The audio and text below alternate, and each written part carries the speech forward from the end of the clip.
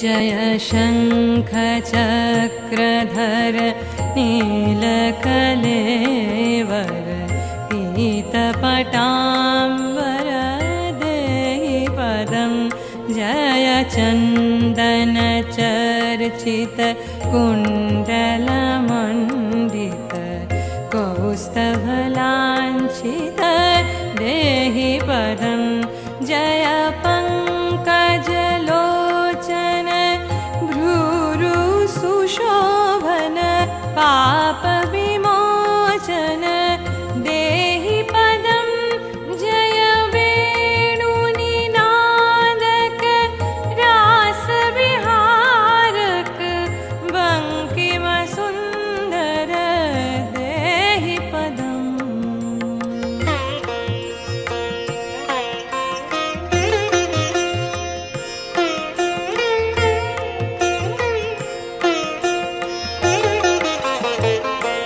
जय धीर धुरन्धर अद्भुत सुन्दर देवसुदुर्लभ देहि पदं जय विश्वविमोहन मानसमोहन संस्थितिकारण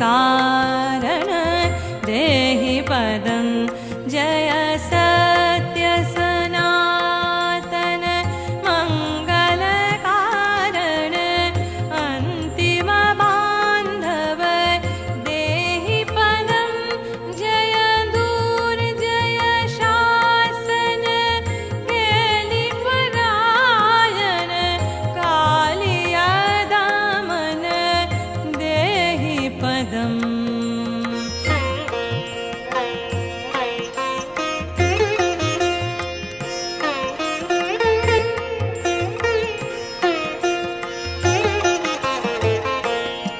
जय भक्तजनाश्रय